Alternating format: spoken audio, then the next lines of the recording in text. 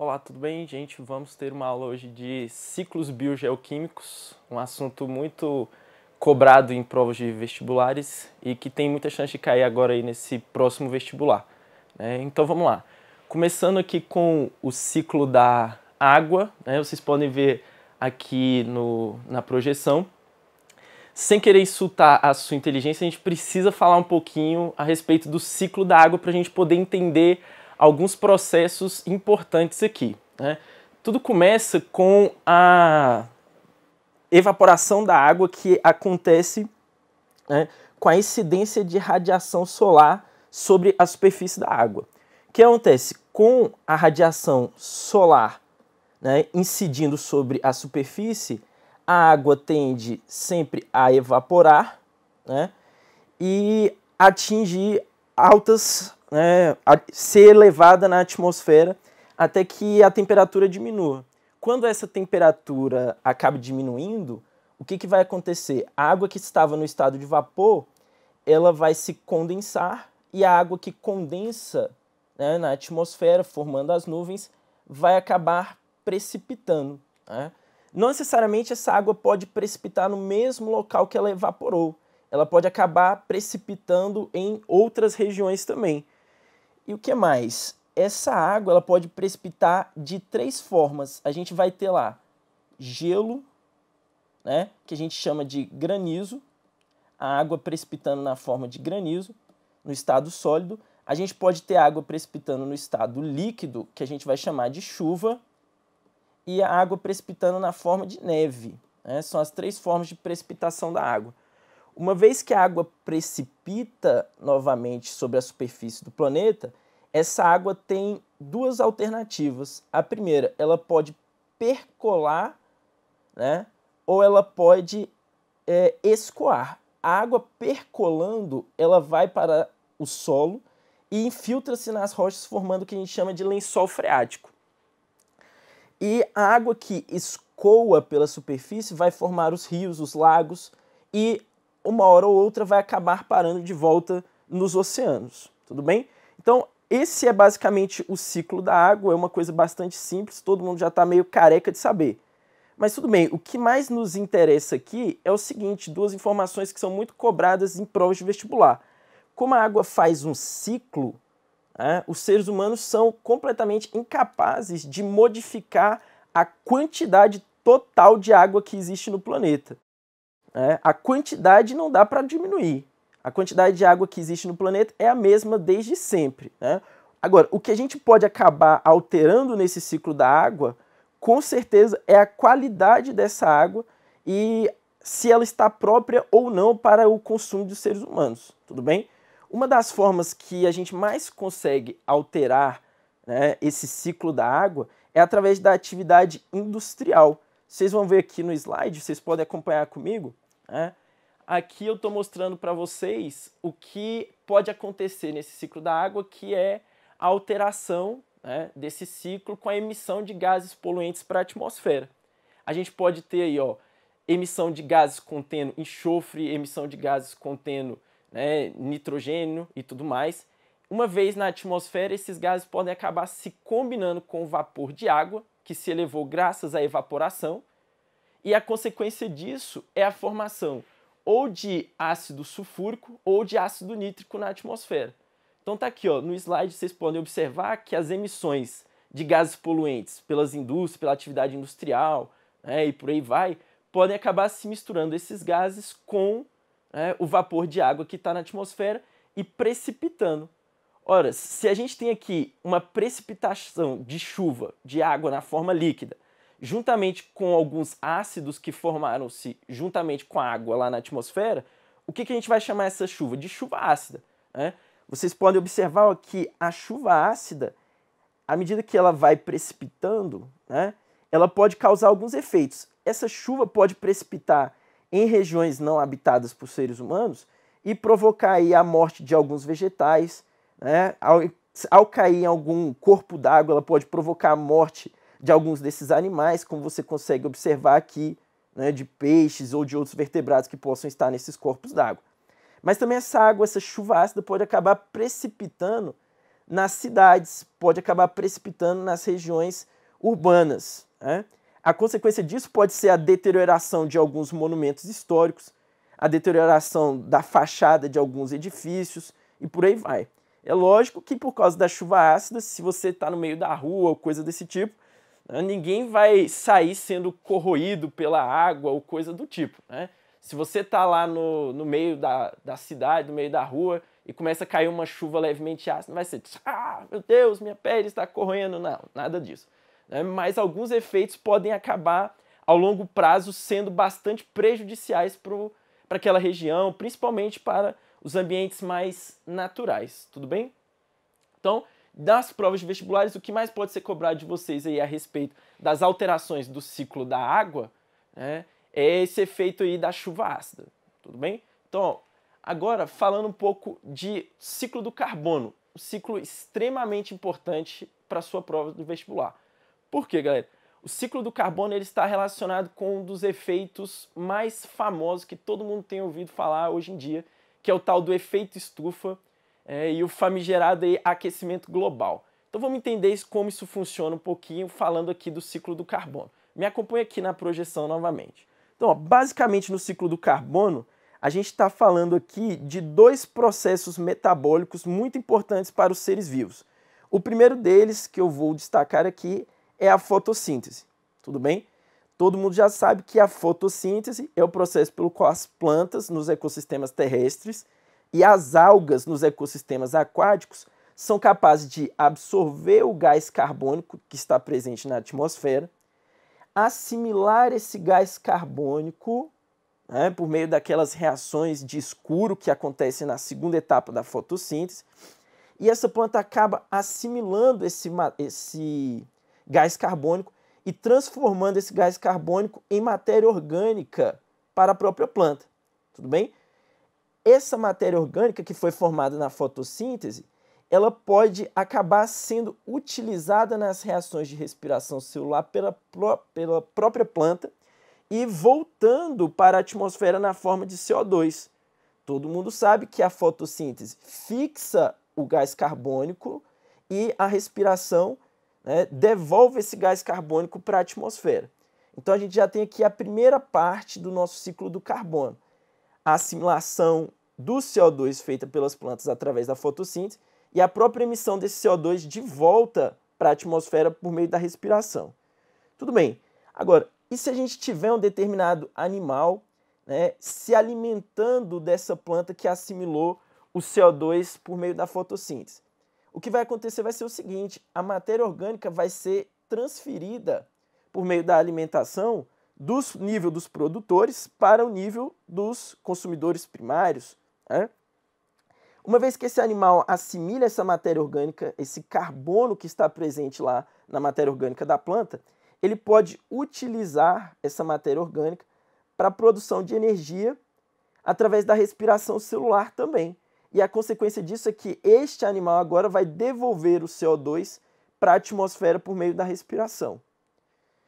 Além disso, a gente tem que essas plantas e esses animais podem acabar morrendo e a sua matéria orgânica sendo decomposta por micro-organismos. A consequência disso é que esses micro-organismos agora estão aí de posse dessa matéria orgânica. Também por meio da respiração, esses próprios micro-organismos acabam devolvendo o CO2 lá para a atmosfera. Também por meio da respiração, ou às vezes até mesmo por meio de algum processo de fermentação e por aí vai. Tudo bem? Então, dois processos extremamente importantes no ciclo do carbono são a fotossíntese e a respiração celular. A fotossíntese fazendo a fixação do gás carbônico e a respiração celular emitindo de volta esse gás carbônico para a atmosfera. Uma coisa que é interessante você lembrar é que essa reação de respiração é um processo de combustão. É um processo de combustão. Sendo um processo de combustão, a reação de respiração, se for uma queima completa, libera o CO2 para a atmosfera, tá? Que é o que vai acontecer. Agora eu quero que vocês notem o seguinte, né?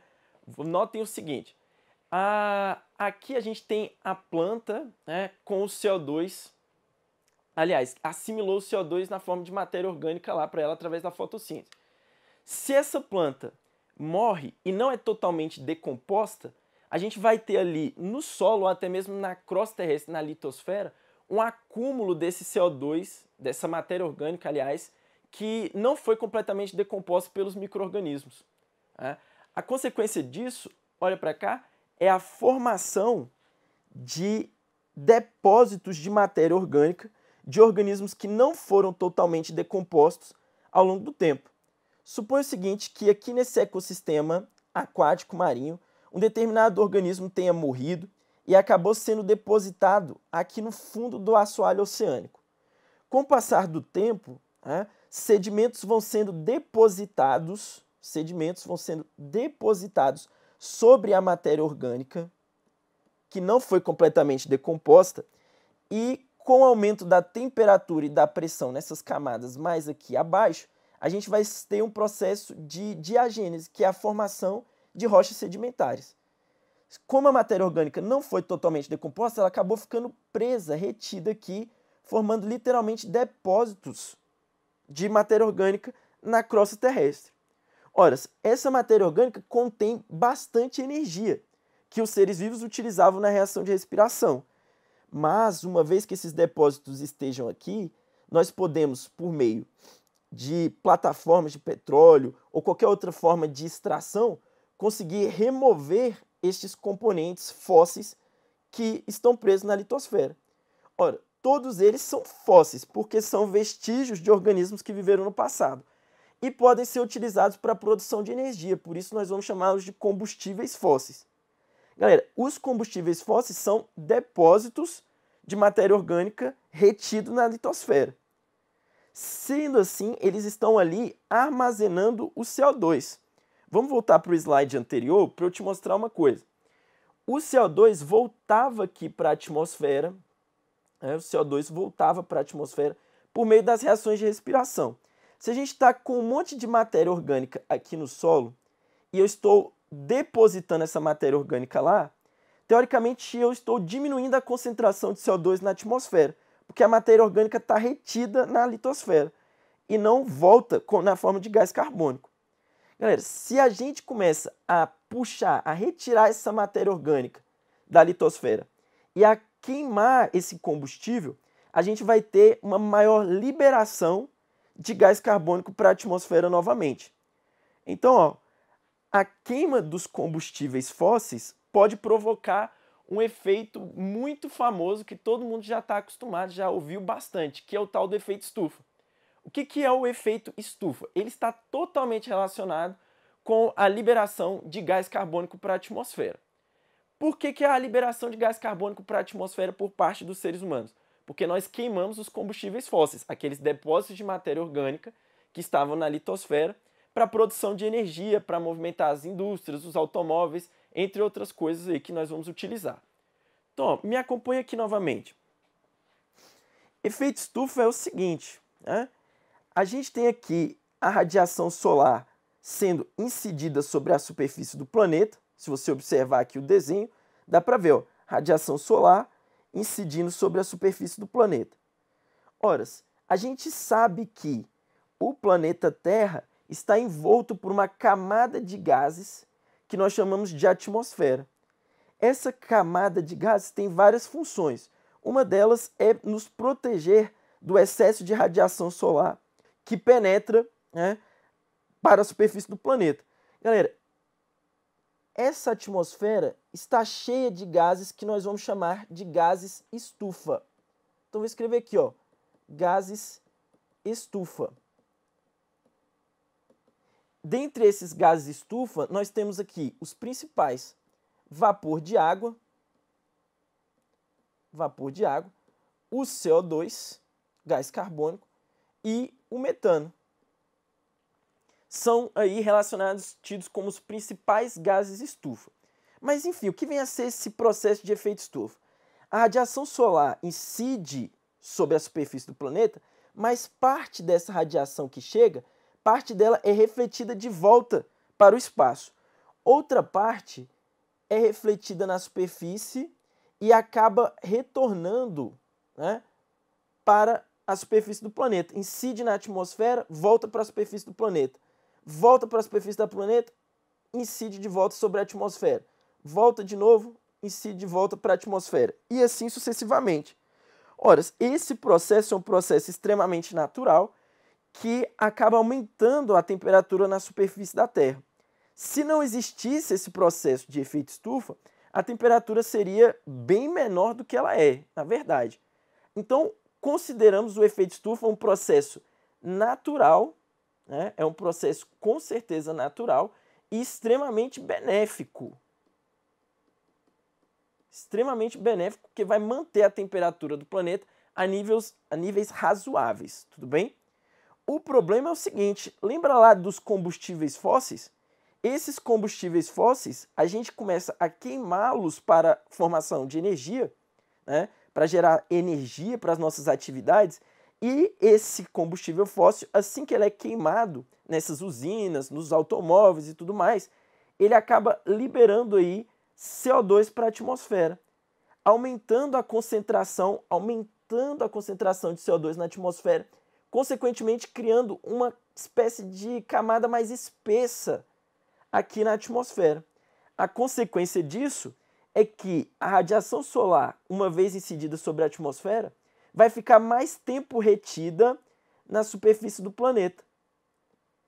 Ora, se a radiação solar fica retida na superfície, a temperatura do planeta pode acabar aumentando. É isso que os teóricos do aquecimento global vão dizer para a gente, que a atividade humana, com a emissão de CO2, principalmente desde a Revolução Industrial, está aumentando as concentrações de CO2 na atmosfera e agravando o efeito estufa. O efeito estufa é natural e benéfico, mas se a gente aumenta ainda mais a incidência a emissão de CO2 para a atmosfera, a gente pode acabar aumentando o efeito estufa. E o efeito disso pode ser catastrófico. Acompanhe aqui comigo novamente. Galera, aqui a gente tem o slide mostrando, né, o que acontece, o fenômeno natural, quando ele é bom. Tá ali, ó, a radiação solar sendo emitida para a superfície, ela mantém a temperatura do planeta a um nível bom, a um nível que ajuda no crescimento das plantas, que aumenta a quantidade de energia nos ecossistemas e por aí vai. Mas se a gente emite muitos gases estufas para a atmosfera, o que vai acabar acontecendo? Olha para cá. Com a emissão desses gases estufa para a atmosfera, a gente acaba criando uma camada de gases, né, maior do que deveria. A consequência é a seguinte, a radiação fica mais tempo retida, aumentando a temperatura média do planeta. Esse fenômeno de aumento da temperatura média do planeta é chamado aí de aquecimento global, que é um tema extremamente recorrente nas provas de vestibulares, tudo bem? Então, ó, o que provoca esse tal desse aquecimento global não é o efeito estufa puro, como ele deveria ser natural, mas sim o agravamento dele pelas emissões, principalmente de gás carbônico através das atividades industriais. As consequências desse tal aquecimento global seriam as seguintes, né? Derretimento das calotas polares, como o pessoal propaga essa ideia por aí, derretimento das calotas polares, tá aqui o ursinho tadinho ali, né, sofrendo porque não consegue, a calota derreteu e tudo mais. Podemos levar a desertificação de determinadas áreas, extinção em massa de algumas espécies e por aí vai, pelo simples aumento em alguns graus da temperatura da superfície da Terra, né? É lógico, galera, existem muitas ideias a respeito do aquecimento global e essa é uma teoria bastante defendida por aí. A gente ouve todo mundo falando nas escolas, nos jornais, né, na televisão, revista, todo mundo preocupado com o aquecimento global, preocupado aí com o agravamento do efeito estufa, preocupado com essa coisa toda. Mas não é para estar tão preocupado assim, não sei. Tem gente que fala, alguns estudiosos importantes, pesquisadores, doutores, inclusive da USP, climatologistas, que falam que a coisa não é tão grave assim, que talvez nem esteja acontecendo esse tal aquecimento global e que se está acontecendo, talvez não seja culpa dos seres humanos, né? Talvez a ação não seja, o agravamento do efeito estufa não seja fruto de ação antrópica e por aí vai. Pode ser um aumento da atividade vulcânica no planeta, ou fenômenos solares que a gente não entende muito bem, e por aí vai. O fato é que muitos climatologistas registraram aumento da temperatura nos últimos anos. Alguns dizem que essas medições foram feitas de maneira equivocada, outros dizem que elas estão certas, mas enfim, o que você precisa levar para a sua prova é o seguinte: se lá na sua prova cai a respeito do aquecimento global ou sobre o fenômeno do efeito estufa, saiba, isso tem tudo a ver com o ciclo biogeoquímico do carbono.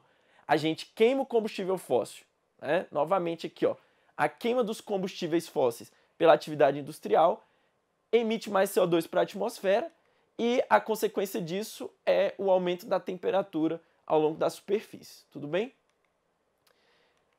Como forma de diminuir esse aquecimento global ou até mesmo de minimizar os futuros efeitos que ele pode ter, a gente tem aqui apontados pela maioria dos especialistas as fontes de energia alternativas. Nós temos aqui a energia dos ventos, energia eólica.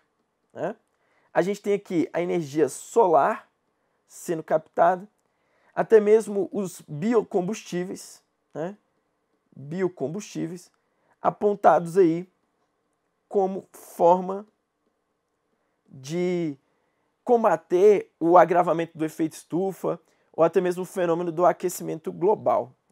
Essas fontes de energia limpas, vamos dizer assim, substituiriam as fontes de energia sujas ou as fontes de energia não renováveis, como a queima de carvão, o uso do petróleo e por aí vai. Tudo bem?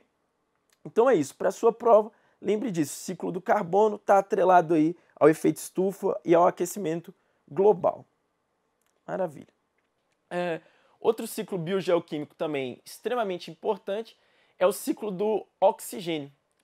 O ciclo do oxigênio, como você pode observar aqui na tela, na projeção, é um ciclo que tem muito a ver com o ciclo do carbono, porque os dois processos metabólicos envolvidos no ciclo do oxigênio são também a respiração e a fotossíntese.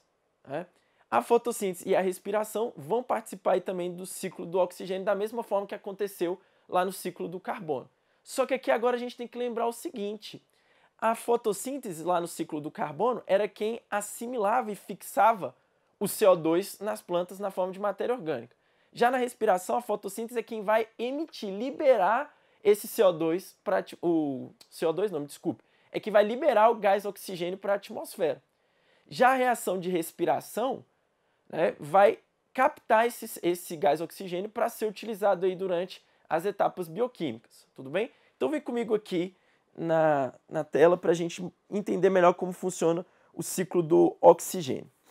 Então, ó, a gente tem aqui a maior quantidade de oxigênio no planeta está aí disponível na forma de oxigênio atmosférico, gás oxigênio, O2, e água, tudo bem? Formando aí água líquida, contando água líquida, sólida e vapor de água também, tudo isso.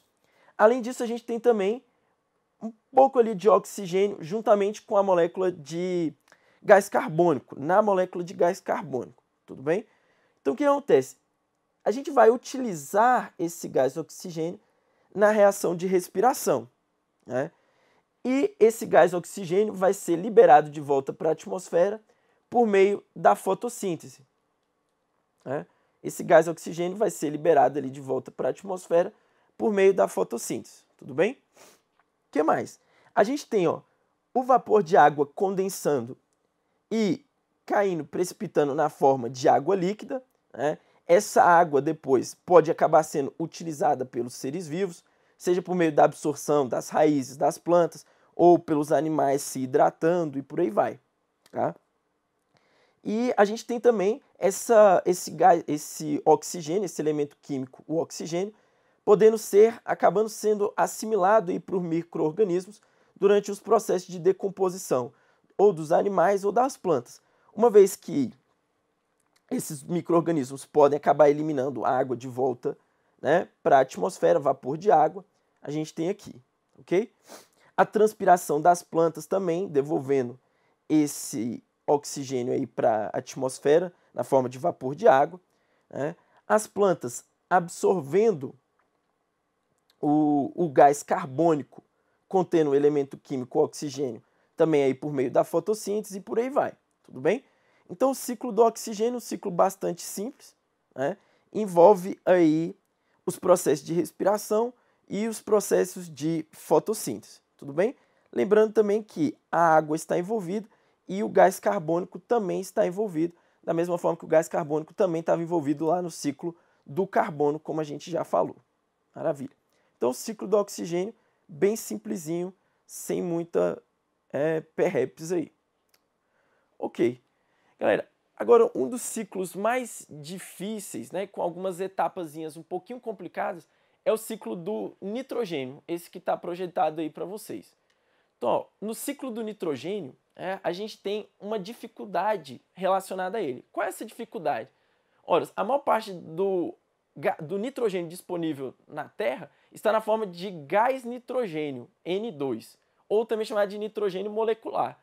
Esse N2, apesar de ser extremamente abundante no planeta, na atmosfera, compondo aí cerca de 75 ou mais, 75% ou mais aí da atmosfera, ele não está disponível diretamente para os seres vivos, porque quase nenhum ser vivo consegue assimilar o nitrogênio da atmosfera e fixar esse nitrogênio na sua matéria orgânica, tudo bem?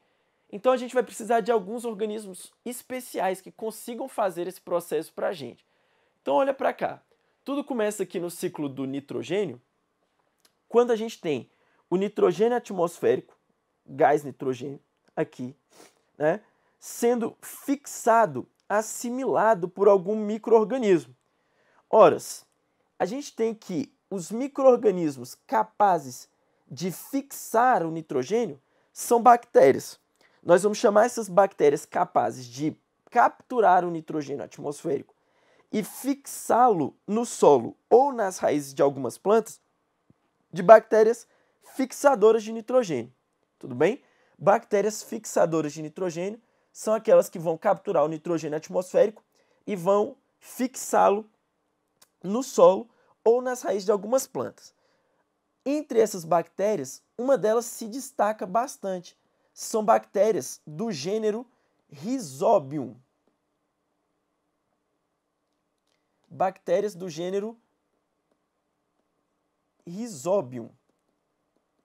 Por que essas bactérias são importantes para a gente? Por que essas bactérias são importantes?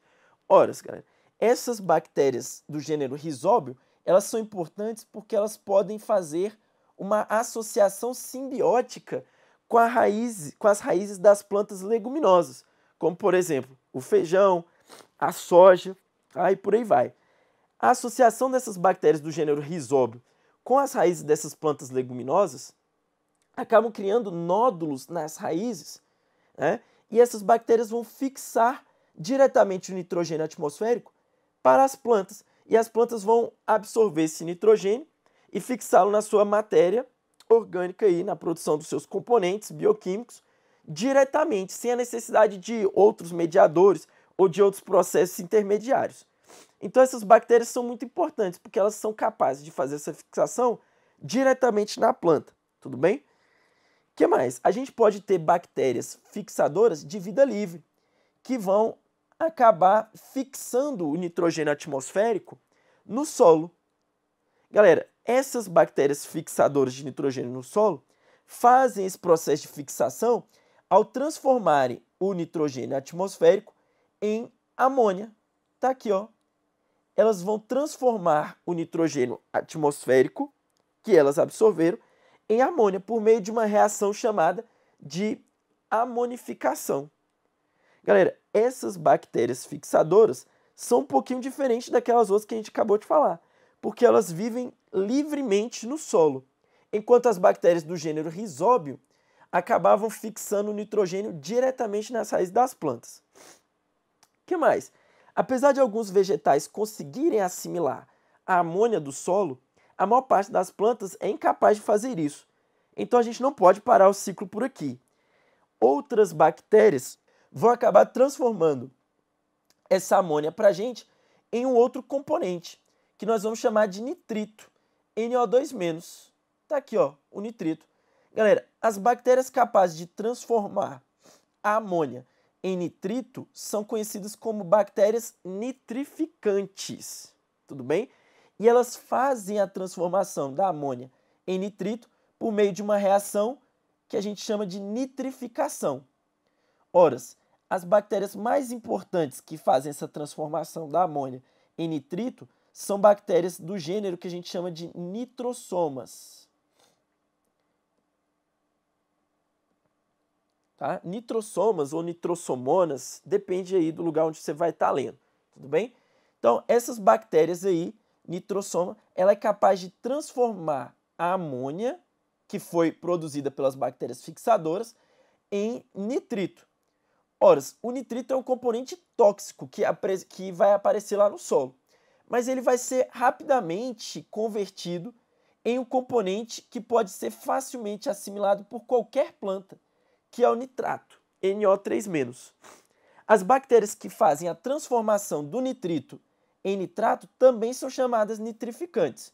No entanto, o gênero principal dessas bactérias que fazem essa transformação de nitrito em nitrato são as bactérias chamadas de Nitrobacter. Nitrobacter. Elas fazem a transformação do nitrito que está lá no solo em nitrato. Galera, o nitrato, sim, pode ser assimilado por qualquer planta que esteja ali naquele solo. Uma vez que o nitrato foi produzido, a gente vai ter a assimilação do elemento químico nitrogênio, que está na forma de nitrato, por qualquer planta.